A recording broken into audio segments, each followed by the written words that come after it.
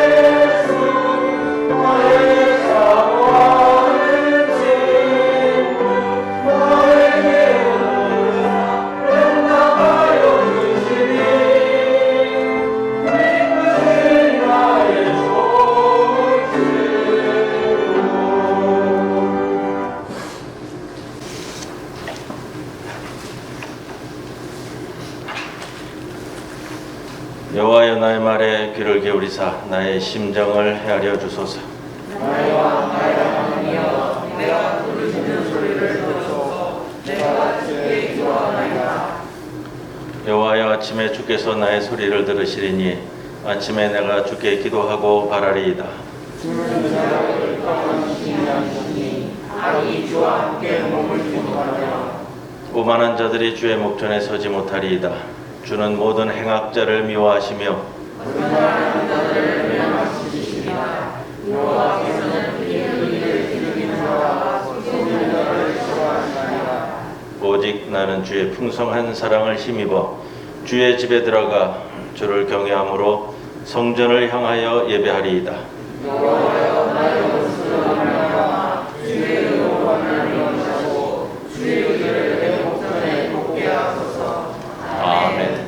전능하사 천지를 만드신 하나님 아버지를 내가 믿사오며 그 외아들 우리 주 예수 그리스도를 믿사오니 이는 성령으로 잉태하사 동정녀 마리아에게 나시고 본디오 빌라도에게 고난을 받으사 십자가에 못 박혀 죽으시고 장사한 지 사흘 만에 죽은 자 가운데서 다시 살아나시며 하늘에 오르사 전능하신 하나님 우편에 앉아 계시다가 저리로서 산 자와 죽은 자를 심판하러 오시리라.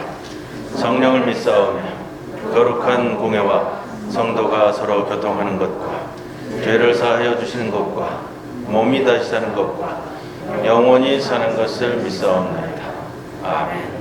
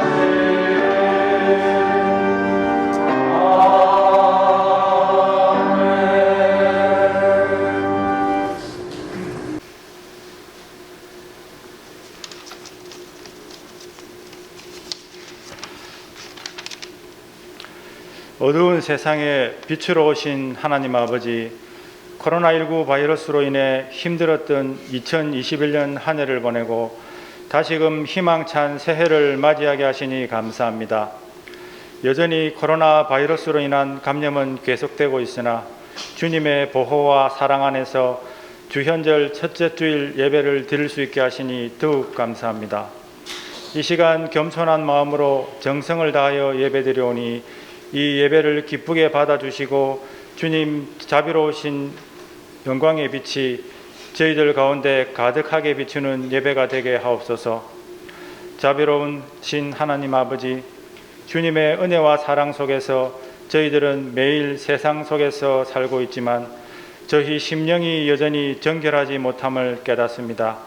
이제껏 주님의 자녀답게 살지 못하고 주님을 앞세우는 삶을 살지 못했음을 고백합니다.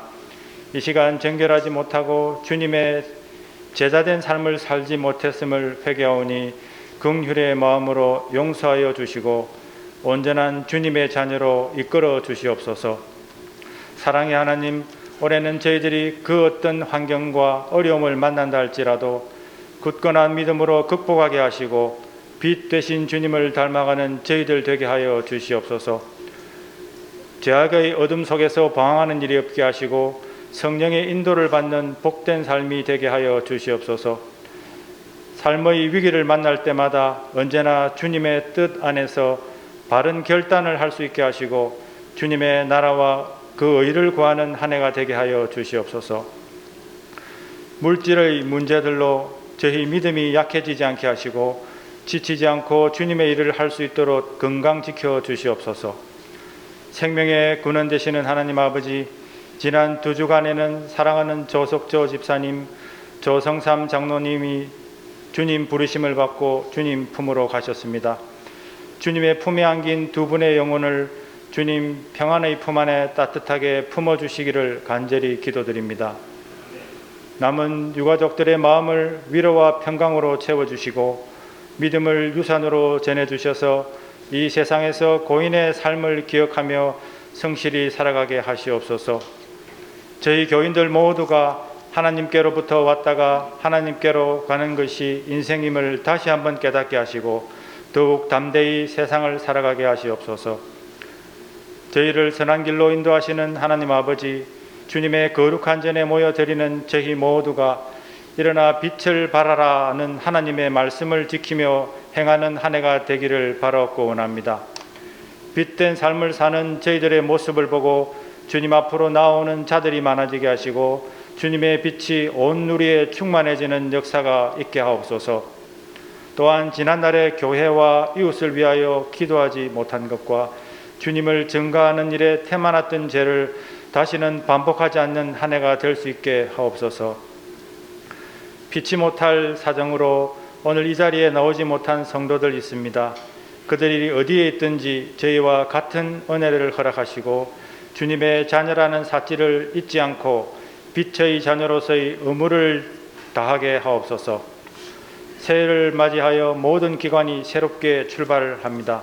임명된 모든 일꾼들이 각자 맡은 소임에 충성을 다하게 하시고 서로 도와주며 사랑하여 부흥하는 교회가 되게 하옵소서. 오늘도 단위에 서시는 목사님을 성령의 능력으로 붙들어 주셔서 소망이 넘치는 말씀을 전하기에 부족함이 없도록 채워주시옵소서. 찬양과 영상 녹화 등 예배를 돕는 많은 손길들 위해 주님 함께하여 주셔서 저들의 노고와 헌신이 헛되지 않도록 은혜 내려 주시옵소서. 이 모든 말씀 우리를 구원하신 빛 되신 예수 그리스도 이름으로 기도드립니다. 아멘.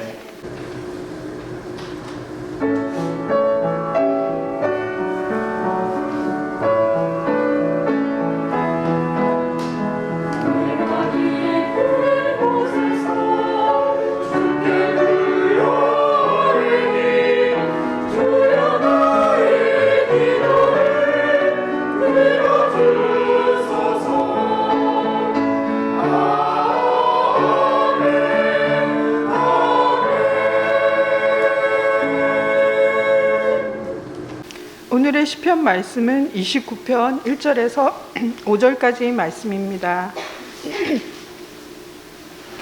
너희 권능 있는 자들아 영광과 능력을 여호와께 돌리고 돌릴지어다. 여호와께 그의 이름에 합당한 영광을 돌리며 거룩한 옷을 입고 여호와께 예배할지어다. 여호와의 소리가 물 위에 있도다. 영광의 하나님이 우레소리를 내시니 여호와는 많은 무리에 계시도다. 여호와의 소리가 힘 있으며 여호와의 소리가 위엄차도다. 여호와의 소리가 백향목을 꺾으시며 여호와께서 레바논 백향목을 꺾어 부수시도다. 이는 하나님의 말씀입니다. 아멘.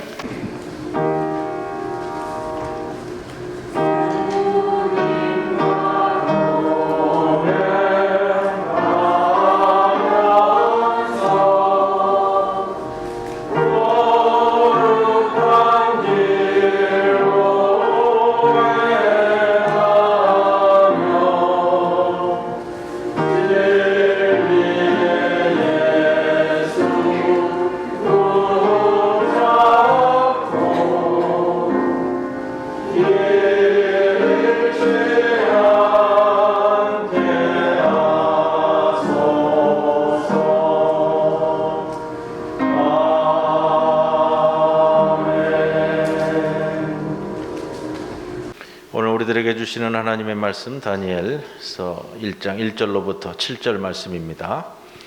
유다 왕 여호야김이 다스린 지 3년이 되는 해에 바벨론 왕 느부갓네살이 예루살렘에 이르러 성을 에워쌌더니 주께서 유다 왕 여호야김과 하나님의 전 그릇 얼마를 그의 손에 넘기심에 그가 그것을 가지고 신할 땅 자기 신들의 신전에 가져다가 그 신들의 보물 창고에 두었더라. 왕이 환관장 아스브나스에게 말하여 이스라엘 자손 중에서 왕족과 귀족 몇 사람 곧 흠이 없고 용모가 아름다우며 모든 지혜를 통찰하며 지식에 통달하며 학문에 익숙하여 왕궁에 설만한 소년을 데려오게 하였고 그들에게 갈대아 사람의 학문과 언어를 가르치게 하였고 또 왕이 지정하여 그들에게 왕의 음식과 그가 마시는 포도주에서 날마다 쓸 것을 주어 3년을 기르게 하였으니 그 후에 그들은 왕 앞에 서게 될 것이더라.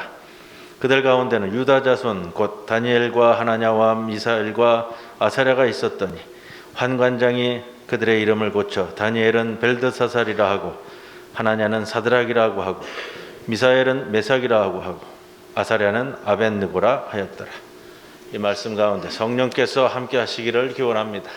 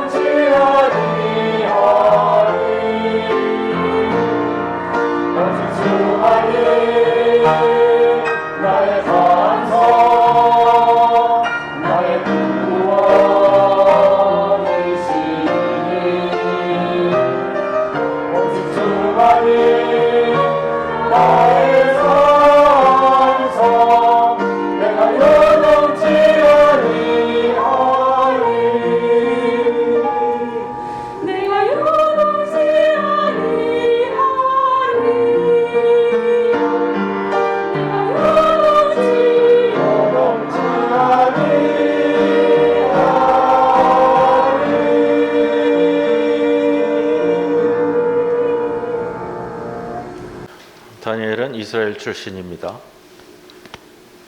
어린 시절 포로로 끌려와 바벨론 제국에서 고위 관리로 연임한 당대 지도자입니다. 바벨론 제국 내에서 다니엘은 두 명의 왕을 섬겼습니다. 느부갓네살, 벨사살 왕.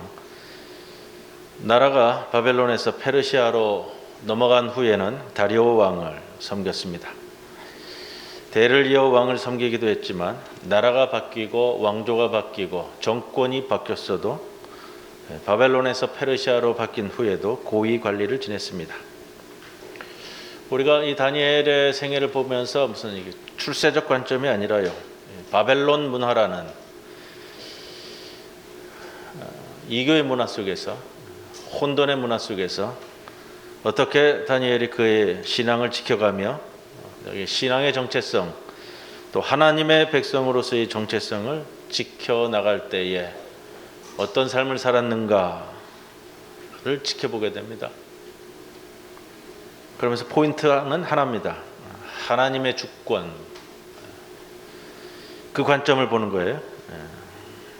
그래서 다니엘서의 중점은 그겁니다. 급격히 바벨론화되는 포로로 끌려온 이스라엘인들, 그 상황 속에서 하나님께서 주시는 신앙적 지침은 뭐고, 그 신앙적 지침을 붙잡고 살아간 신앙인의 이야기, 이렇게 됩니다.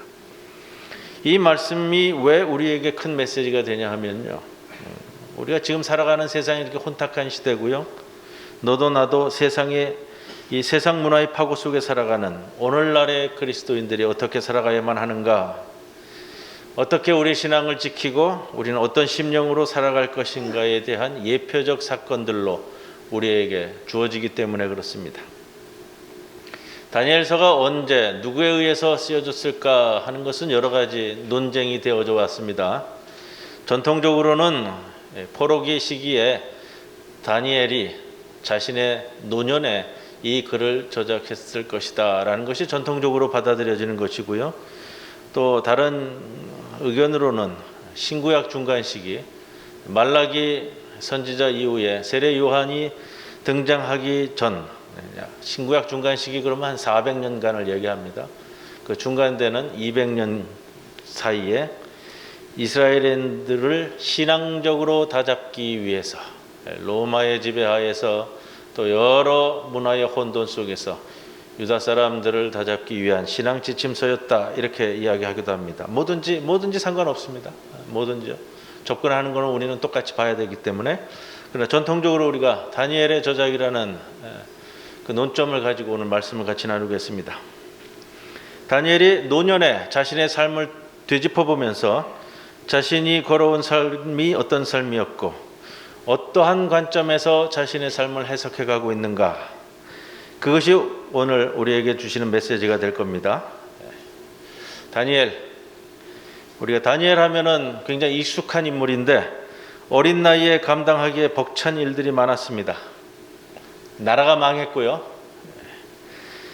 바벨론의 포로로 끌려갔습니다. 수천 킬로를 포로로 끌려갔다는 얘기입니다. 그야말로 역사의 수레바퀴에 깔렸다, 이렇게 표현할 수 있는 인물입니다. 그가 바벨론에 와서 한 일이 무엇이었을까? 4절 말씀에 보면 그렇게 나오고 있습니다. 갈대아 사람의 학문과 언어를 배워야 했다. 4절 말씀 보세요. 흠이 없고 용모가 아름다우며 모든 지혜를 통찰하며 지식에 통달하며 학문에 익숙해 왕궁에 설만한 소년들. 이미 유다 땅에서, 이스라엘 땅에서 일찍이 준비되어야 할 것이 다 준비된 시기였어요. 이루어질 것들이 다 이루어진 청소년 시기를 보낸 4명의 청소년들. 이들이 자신의 정체성의 혼돈을 가져올 수 있는 일들이 벌어집니다. 갈대아 사람의 학문과 언어는 혼이라고 그러잖아요. 혼. 내 사고방식을 결정짓는 도구이자 수단이면서 내 혼의 결정체이기도 합니다. 언어를 바꿔야 됐어요. 학문. 이미 유다 땅에서, 당시 학문이 뭐겠어요? 율법과 토라를 중심으로 해서 하나님을 섬기는 하나님의 백성으로서를 중심으로 한 학문이 확립된 시기인데, 이게 다 뒤집어져야 되는 거예요. 갈대아 사람들, 바벨론 사람들의 역사와 철학과 이것만 이루어지는 것이 아니에요. 당시 왕궁에서 교육받기 위해서는 예법도 다시 해야 되고요, 제사, 이방신 제사에 대한 거, 모든 방식들, 또 점성술, 그 다음에 마술 부리는 거, 요술 부리는 거 다 포함된다고 그래요. 한 개인의 신앙 정체성과 자아 정체성을 완전히 뒤바꿔야 되는 일이에요. 가장 대표적으로 이루어지는 일이 이름을 바꾸는 일이었죠. 일제강점기 때 일본 사람들이 우리에게 우리 말을 사용하지 못하게 하고 창씨 개명을 시키고 또 각 지역에 있는 지명도 변경시켰습니다. 이 정신적 말살과 개조라고 그러잖아요. 이름 변경이라는 것은 한 사람을 완전히 뒤바꿔 놓는 일이에요. 정체성을 완전히 뒤바꿔 놓는 일인데, 다니엘서가 이 내용을 세세히 기록을 하고 있어요. 그만큼 우리에게 주고자 하는 의도가 있는 겁니다. 6절에 보면 이 4사람의 이름이 나오죠. 다니엘, 하나냐, 미사엘, 아사랴. 이 이름들은요 모두 다 야훼 하나님과 연관된 이름들이에요. 이름에 자신의 선조들의 그리고 공동체의 하나님의 백성으로서 연관된 이름을 갖고 내가 어디에 소속된 사람이냐라는 것을 단적으로 나타내 주는 것이 이름이죠. 우리 김수철 장로님 손녀 이름이 하은이, 하영이 그러면요, 하나님의 은혜, 하나님의 영광 그러면 딱 들으면 이 아이가 어디에 속한 애구나라는 것을 누구든지 들으면 알아. 그리스도인이구나. 이것을 7절에 보면 이름을 바꾸죠. 벨드사살, 사드락, 메삭, 아벳느고. 다니엘이라는 뜻은 단이 심판하다라는 뜻이에요. 엘은 하나님이라는 뜻입니다. 하나님이 나의 심판자라는 얘기. 하나님이 나를 심판하신다는 거예요. 그만큼 내가 어떻게 살아야 하는지를 나타내주는 이름이에요. 그리고 내가 무슨 일을 하든지 하나님이 정확한 심판자가 됐기 때문에 세상에서의 엉뚱한 심판을 받지 않고 무고당하지 않고 하나님 앞에 심판을 제대로 받을 것이다라는 이름을 가지고 있어요. 하나님의 주권을 강조하는 이름이에요. 그 이름이 벨드사살로 바뀝니다. 벨이라는 것은 바벨론의 신이에요. 우주의 아들인데 마르둑을 얘기합니다. 종교학적으로는 벨 마르둑이 벨과 마르둑이 따로 있다가 벨 마르둑으로 합쳐졌다 뭐 이렇게 되는데 뭐 중요한 건 아니고요. 이름의 뜻은 뭐냐면 벨이여 보호하소서. 이 벨이 이 바벨론 종교의 제1 탑 되는 이 신인데 벨이여 보호하소서라는 이름으로 바뀌어져. 두 번째 인물은 하나냐죠. 하나냐는 하나니라는 것은 은혜를 베풀다, 은혜라는 뜻이에요. 하나냐에서 야는 야훼예요. 그러면 이름이 뜻이 나오죠. 야훼는 은혜로우시다. 여호와는 은혜. 이런 이름의 뜻이에요. 이게 사드락이라는 이름으로 바뀌는데 사드락이라는 이름의 뜻은 뭐냐면 마르둑의 명령이라는 뜻이에요. 세 번째 미사엘이라는 인물이 나옵니다. 미라는 것은 누구냐라는 거예요. 엘은 미사엘, 엘은 우리가 알죠? 하나님을 뜻하는 거예요. 하나님과 같은 자 누구인가? 하나님과 같으신 분이 이 땅에 또 어디 있겠는가? 나에게 하나님과 같은 분이 누구시겠는가? 이 신앙 고백적 표현의 이름이에요. 이름 메삭으로 바뀌어요. 메삭은 뭐냐면 야쿠라는 달신이에요. 달. 해와 달 할 때 달. 그 야쿠 같은 이 누구인가라는 뜻이라. 달신을 경배하면서 달신과 같은 이가 누구인가. 네 번째는 아사랴입니다. 아자르야 하는데 아자르는 뭐냐면 도와주다라는 뜻이에요. 돕다. 야는 또 아시죠? 야훼. 야훼께서 도우신다. 여호와의 도움이라는 이름의 뜻을 가지고 있는데 아벳느고라는 이름으로 바뀌어요. 느고는 바벨론 신전에서 서열 2위의 신이에요. 서열 2위의 신 느고. 느부갓네살 왕 할 때도 느고에서 오는 거예요. 왕의 이름도 그렇게 갔듯이 아벳느고 하면 느고의 신하라는 거예요. 이름이 정체성이에요. 하나님의 소속이라는 이름을 가지고 있었는데 그 이름이 정체성이 바뀌었어요. 바벨론의 이 우상들의 이름으로 바뀌어지는 거예요. 내 정체성이 어디 있는가? 부모님이 주신 내 이름, 내 나라가 불러준 내 이름을 깡그리 무시하고 바꾼다는 뜻이. 청소년기에 이미 다 자아가 확립된 이 아이들을 이렇게 바꾼다는 것이 쉽지 않다. 수모일 수 있다. 수모. 치욕일 수 있단 말이에요. 청소년들이 무시당하면 참 무서워요. 제일 무서운 게 요즘은 중2라고. 중2가 오늘 한 사람이 교회에 왔어요. 근데 그렇게 안 무서운 것 같아요. 좋아요. 거기다가 이 네 사람이 누구에게 교육받냐면요. 3절에 보면 교육하는 사람들이 누구예요? 황관장 아스부나스. 여러분, 황관장이 교육을 맡는 사람들은 주로 누구예요? 황관장이 교육하는 건 황관을 맡아서 교육을 해요. 그래서 다른 글에 보면 또 다른 목사님이 설교하실 때 보면 그 이야기가 꼭 나와요. 다니엘은 환관이었을 것이다. 환관. 여러분 이게 사실이라면 여러분 청소년기에 포로로 끌려왔는데 끌려와서까지 거세되어서 환관이 되는 거. 얼마나 충격적인 사건이었을까요? 그래서 그런 얘기를 해요. 환관이었기 때문에 왕이 바뀌어도 살아남았고 나라가 바벨론에서 페르시아로 바뀌었어도 다니엘이 살아남았던 거다. 또 성경에 보면 다니엘이 아내 이야기가 나오지 않고 가정 이야기가 나오지 않아요. 그래서 충분히 가능성이 있다. 그래서 황관장으로부터 교육을 받는 것이다. 여러분 이게 사실이라면 이 이스라엘 청소년들이 겪어야 하는 절망감이 어땠을까? 가장 감수성이 예민한 그 나이의 청소년기에 포로로 끌려와서 이름도 바꾸고요.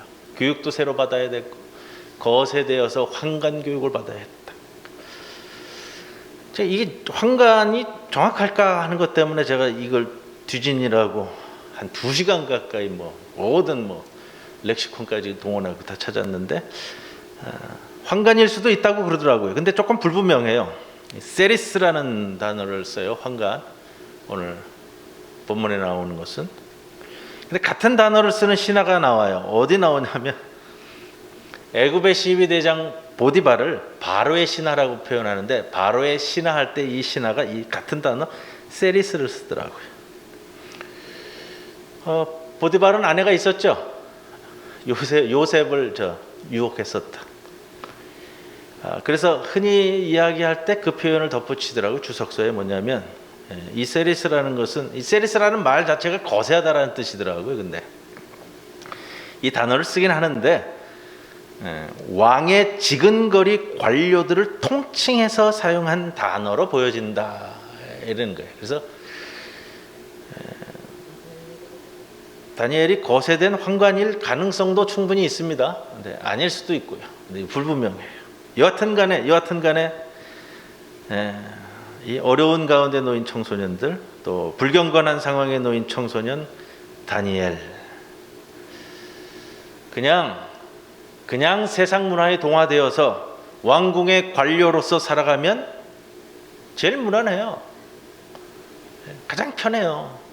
고위 관료까지 되는데, 그런데 이 다니엘이 무엇을 삶에서 지켜가고 무엇을 고집하는가? 이게 다니엘서 1장에서 6장까지 자신의 삶을 다 기록을 하고 있고, 7장 이하부터는 다니엘이 보고 있는 환상을 기록하고 있어요. 선지자로서의 차후의 세상에 대한 자신의 예언을 담고 있는 말씀인데, 노년에 이른 다니엘이 자신의 삶을 되짚어가면서 자신의 삶을 어떻게 해석해가는가, 이게 달려있어요. 여러분, 삶은 결국은 우리 신앙적 삶도 마찬가지예요. 해석적 차원이라고요. 여러분의 삶을 여러분이 어떻게 해석해가는가 하는 것은 참 중요해요. 이것이 특히 오늘을 살아가는 우리에게 꼭 필요한 교훈이다라는 겁니다. 망가질 대로 망가져버린 자신의 나라와 사회, 자신을 둘러싸고 있는 환경 속에서 그러한 시대를 살아가야 했던 다니엘이 자신의 살아간 인생을 어떻게 해석해내고 있는가? 그의 인생 해석, 나빠져도 나빠질 것이 더 이상 없었던 세상살이 속에서 오늘 다니엘서를 시작을 하면서요, 1절, 2절에 그가 가지고 있는 이 해석의 눈이 보여집니다. 1절은 이렇게 시작합니다. 무슨 책이든지요, 1절 시작할 때 잘 보면은 무슨 의도를 가지고서 우리에게 메시지를 주려고 하는지가 한눈에 들어오는 거예요.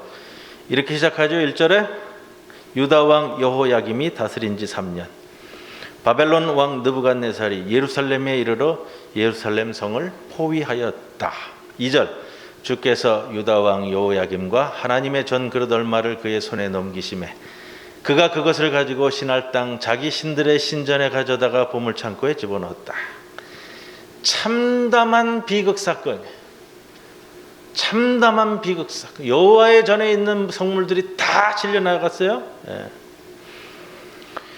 다니엘이 그런데 왜 이러한 사건이 나에게 일어났는지를 첫 구절에 지적하고 있습니다. 여호야김이 다스린 지 3년 되는 해였다. 이걸로 시작을 하는 거예요. 여호야김은 누구냐 하면요, 종교개혁을 실행했던 요시야 왕의 아들이에요. 요시야 왕은 우리가 잘 알죠?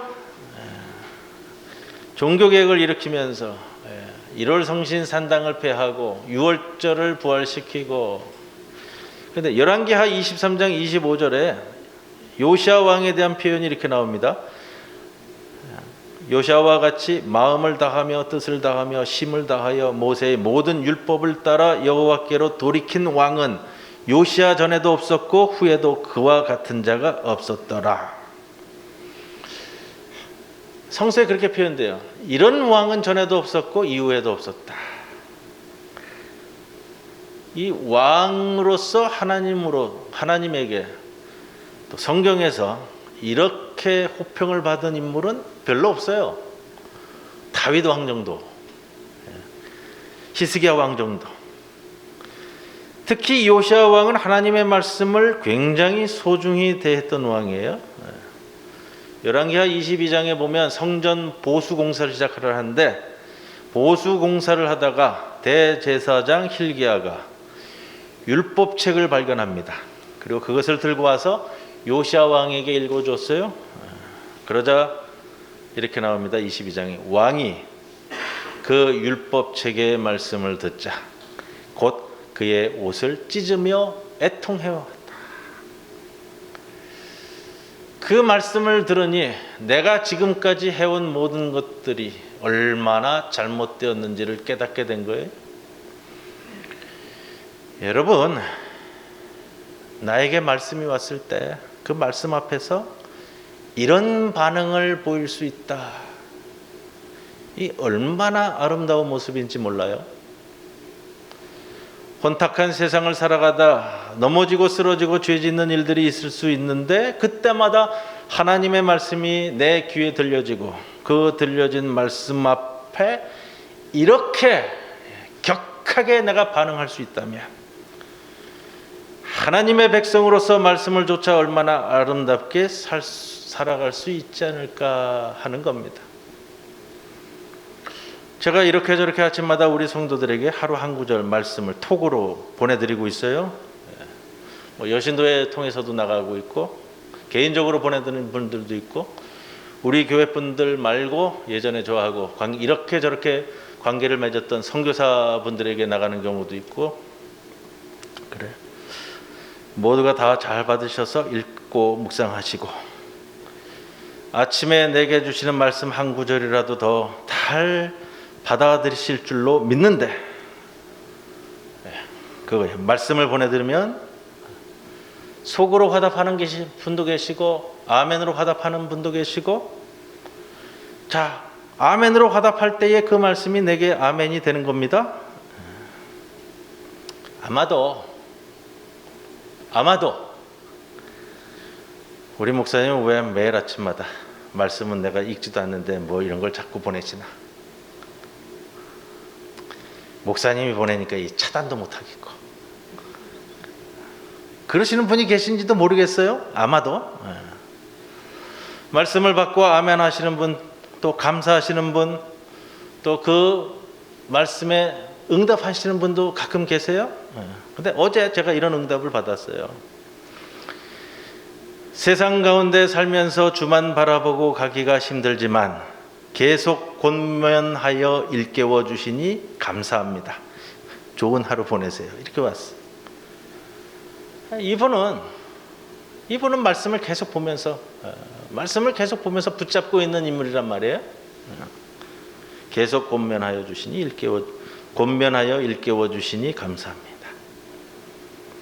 요시아 왕이 종교 개혁을 이룬 왕인데 이방 예배를 폐하고 산당을 폐하고 유월절을 부활시키고 그러나 국제 정세는 똑같았어요. 애굽과 바벨론 틈바구니에 서서 약소국 유다 왕국을 유지시켜야만 하는 엄청난 압박 속에 있었던 왕이에요. 이런 신하, 저런 신하들은 항상 주장해요. 왕이시여, 애굽 쪽에 붙어야 됩니다. 아닙니다. 바벨론에 붙어야 됩니다.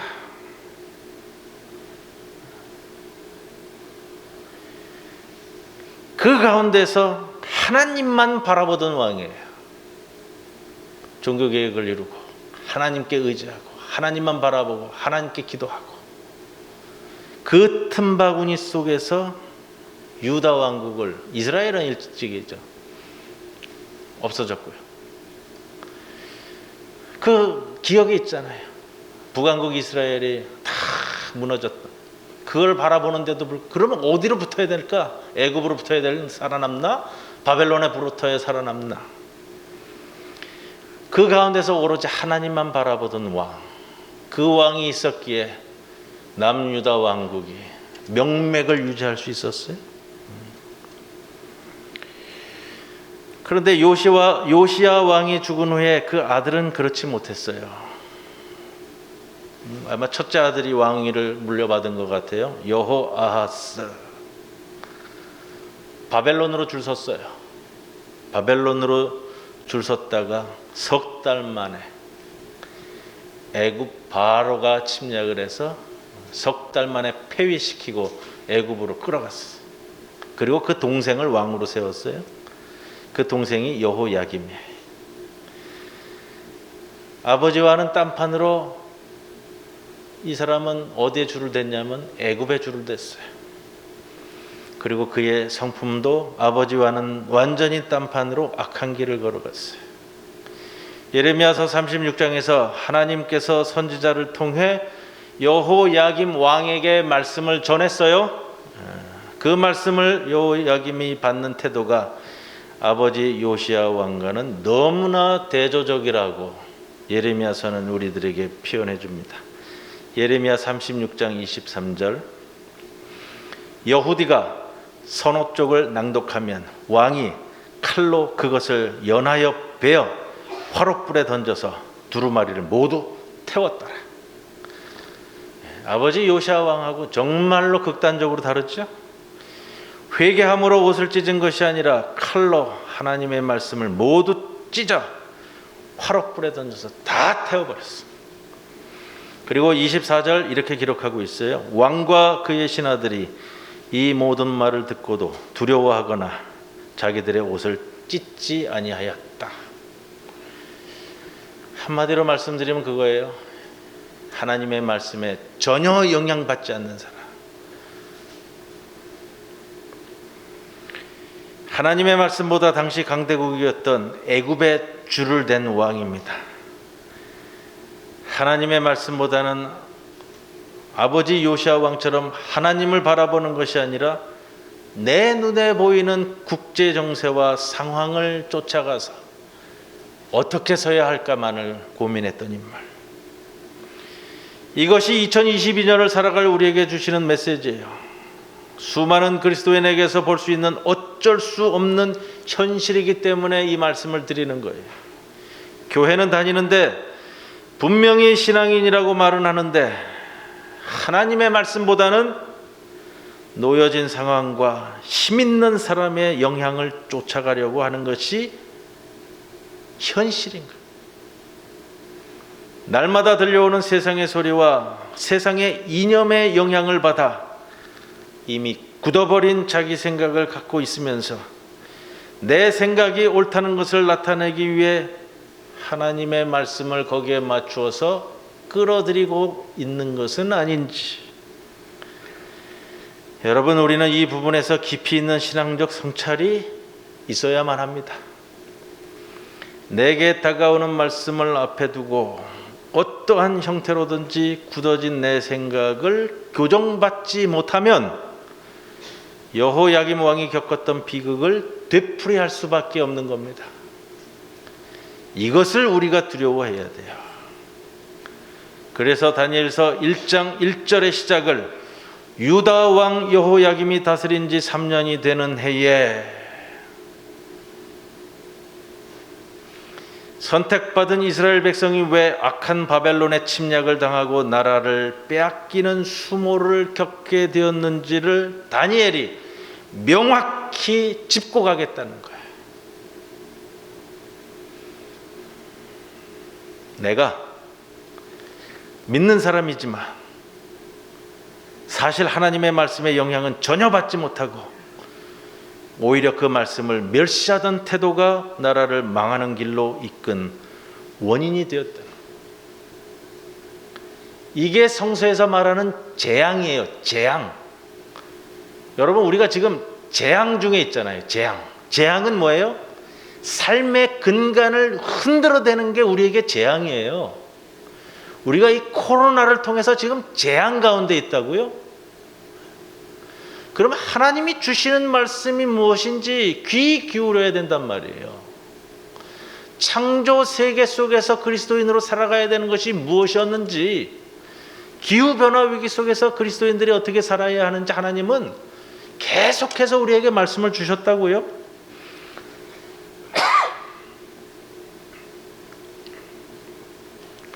우리 자신에게 끊임없이 이 질문을 던져야 합니다. 나는 하나님의 말씀에 내 마음을 움직이고 있는가? 성서 통독 시작하셨죠? 네, 대답이 근데 별로 신통치 않아요. 성서 통독 시작하셨죠? 아멘. 성서 통독도 하고 오늘 설교도 말씀도 듣고 매일 아침 날라오는 말씀도 접하면서 그 가운데 우리 삶의 해결점을 찾아가는 거라고요. 말씀이 선포될 때 요시야처럼 옷을 찢고 애통해야 하는가? 아니면 여호야김처럼 칼로 말씀을 찢어서 화락불에 던져버리고 마는 것은 아닌가? 다니엘서는 하나님의 말씀에 영향받지 않고 무시해버린 여호야김 왕 시대를 먼저 짚어내고 있습니다. 두 번째, 오늘 두 가지만 말씀드릴 거예요. 다니엘이 노년에 자신의 삶을 되돌아보면서 자신의 신앙적 시각으로 다니엘서를 서술하게 되는데 1절에 유다 왕 여호야김이 다스린 지 3년이 되는 해에 바벨론 왕 느부갓네살이 예루살렘에 이르러 성을 에워쌌더니 하고 과거를 뒤돌아보고요. 그 다음에 2절을 시작하면서 우리가 주의 깊게 봐야 할 단어예요. 주께서 유다 왕 여호야김과 하나님의 전 그릇 얼마를 그의 손에 넘기심에. 역사가가 볼 때, 세상이 볼 때 바벨론 왕 느부갓네살이 권력이 강해서 이스라엘을 망하게 했고 그 결과 다니엘이 적국의 포로로 끌려온 것처럼 보이지만 다니엘의 해석은 그게 아니에요. 다니엘의 고백에 따르면 하나님께서 타락한 이스라엘 백성을 징계하심으로 그렇게 되었다는 것을 보고 있는 거예요. 이게 다니엘의 해석이에요. 하나님께서, 주께서 우리를 징계하셔서 느부갓네살을 통해 우리를 포로로 끌려오게 하셨다. 8절에 보면 우리 본문에서 좀 벗어납니다만 다니엘은 뜻을 정하여 왕의 음식과 그가 마시는 포도주로 자기를 더럽히지 아니하리라 하고 자기를 더럽히지 아니하도록 환관장에게 구하니. 그 다음 나오죠. 하나님이 다니엘로 하여금 환관장에게 은혜와 긍휼을 얻게 하신지라. 마찬가지예요. 믿지 않는 이가 이야기한다면 다니엘이 뭐 운이 좋아서 행운이어서 사람 좋은 환관장을 만나 이렇게 되었다 이런 말하겠지만 다니엘의 삶의 해석 신앙 고백은 하나님이 다니엘로 하여금 하나님이 환관장의 마음을 움직이셔서 호의를 받을 수 있었다. 17절에도 나와요. 하나님이 이 네 소년에게 학문을 주시고 모든 서적을 깨닫게 하시고 지혜를 주셨으니 다니엘은 또 모든 환상과 꿈을 깨달아 알더라. 하나님이, 주께서. 다니엘은 이 사실을 정확하게 꿰뚫고 있는 거예요. 자기 삶에 있어서.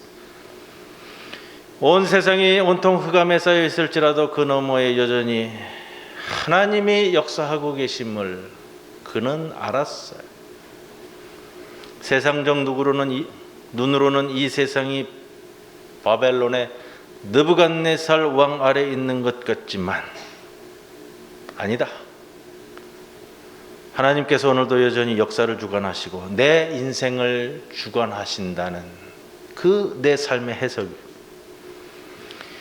하나님의 주권을 인정하면 여러분 삶의 해석이 달라지는 겁니다. 우리의 삶은 해석이에요. 결국은 내가 어떻게 하나님의 주권을 인정하고 해석해 가느냐라는 거예요. 우리가 좀 사용을 지양해야 될 표현들이 있죠. 제가 몇 차례 강조드렸지만 아유 뭐 재수 좋아서 운 좋아서 행운이네 뭐. 이거는 우리가 사용할 단어는 아니라고 그랬잖아요. 모든 일이 하나님의 섭리 가운데 하나님의 주권하에 이루어지는 것이다. 그것을 우리가 살아가면서 우리의 삶을 통해 해석해내야 되는 겁니다. 하나님의 주권하에 사건으로 내 삶을 제대로 해석해 나갈 수 있느냐 하는 것이 이것이 2022년을 살아갈 우리가 이루어 가야 할 것들입니다. 2022년도 우리의 삶은 여전히 말씀하시는 하나님께 달려 있습니다. 하나님의 말씀에 우리는 어떤 반응을 보일 것이고 어떻게 응답할 것이고 하나님의 주권을 어떻게 인정하는 삶을 살아갈 것인가. 우리 2022년의 출발선상에 섰습니다. 여러분, 비록 우리가 지금까지 하나님의 말씀 앞에서 요시아 왕처럼 옷을 찢으며 회개하는 격렬한 반응과 격렬한 삶을 살지 못할 수도 있습니다.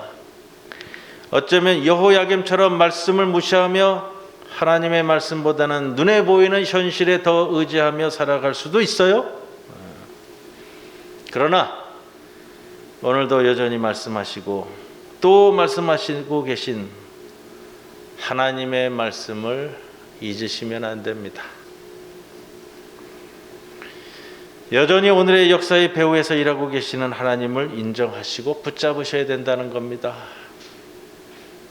2022년도 또 영원히 하나님의 말씀만이 우리에게 소망이 있습니다.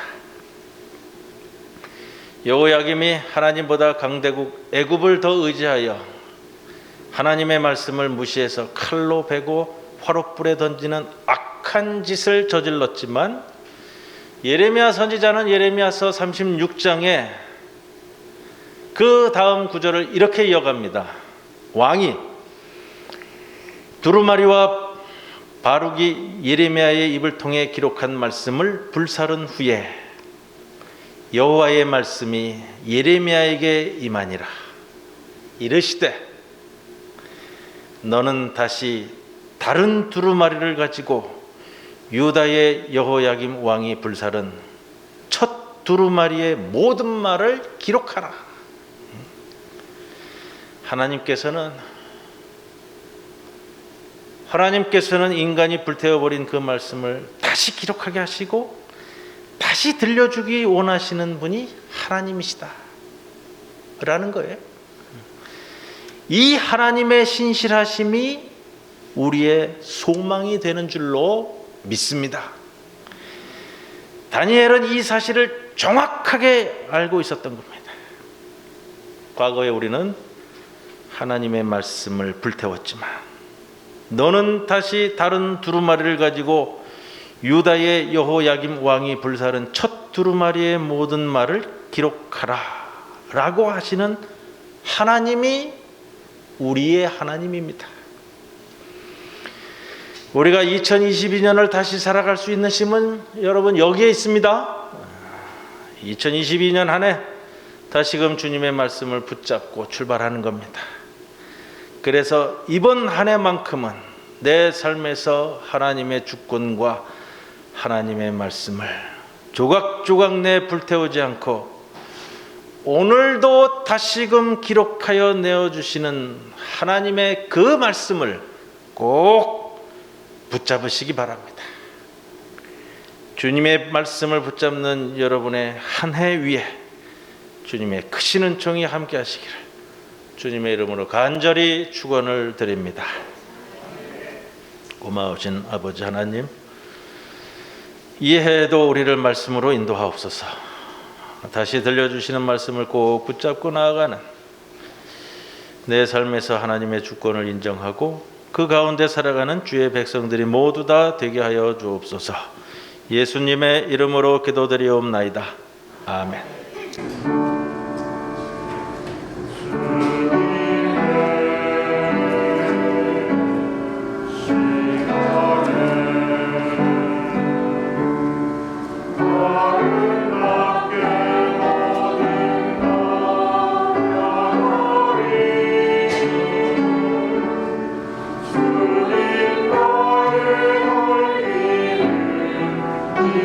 인도하여 주시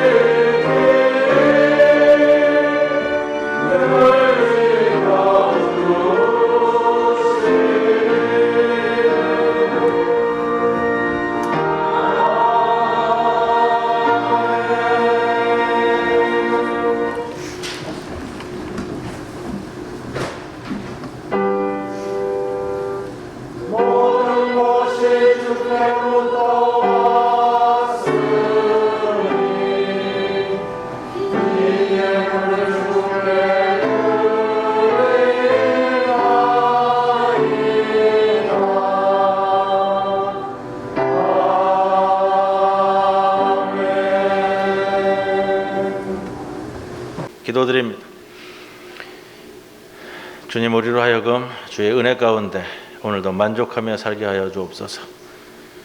우리의 관심이 거룩한 신뢰와 온전히 순종하는 것에 있게 하시고, 주님을 따르려고 애쓰는 권유회가 우리 속에 이루어지게 하여 주옵소서. 우리의 하루하루 사는 것이 말씀이게 하옵소서. 이 심령을 안고 이 시간 주님께 귀한 예물을 봉헌합니다.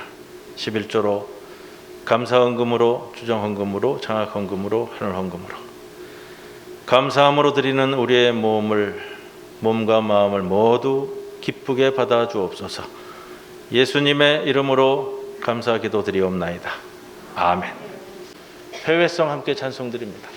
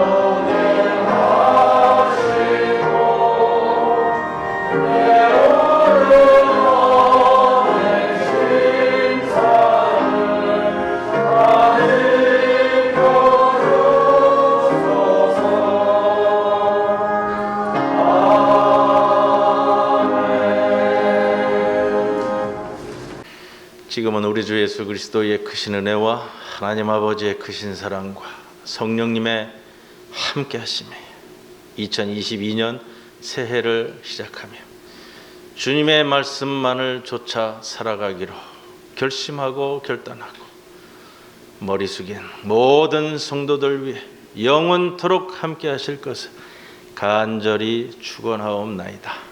아멘.